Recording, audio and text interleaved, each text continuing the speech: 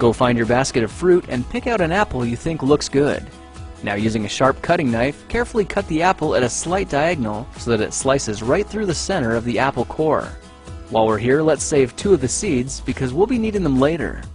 Now that we've got our 2 halves, let's take the side that still has the bottom attached and place it face down on a cutting board.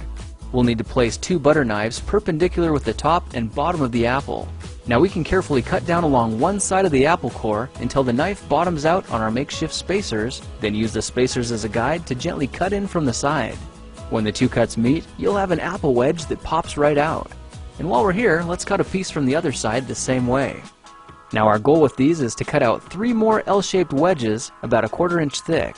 And this time, rather than cutting in sideways toward your fingers, try turning the piece over so you can cut downward and meet the first cut at the bottom.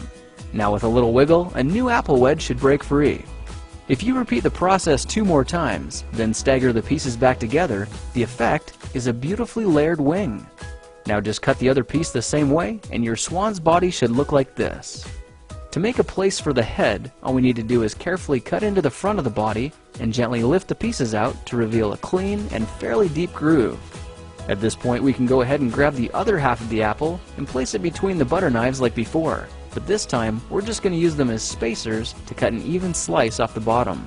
You can see that repeating this process 3 or 4 times gives us a nice variety of shapes and sizes. Now look for a piece that resembles a heart that's been slightly flattened on top. All it takes to form the swan head is 3 strategic cuts with a knife.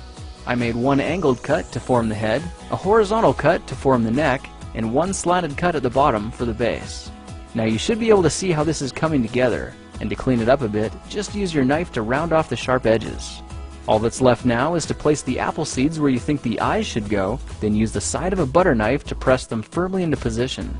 When both eyes look good, simply drop the neck into place, and you're done. You've just created a beautiful and decorative apple swan. I spritzed mine with a bit of lemon juice to help prevent it from turning brown, then put it on display to show off for our dinner guests later that night.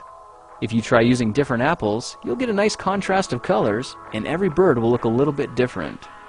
Well, now you know how to take any ordinary apple and turn it into a decorative and edible apple swan.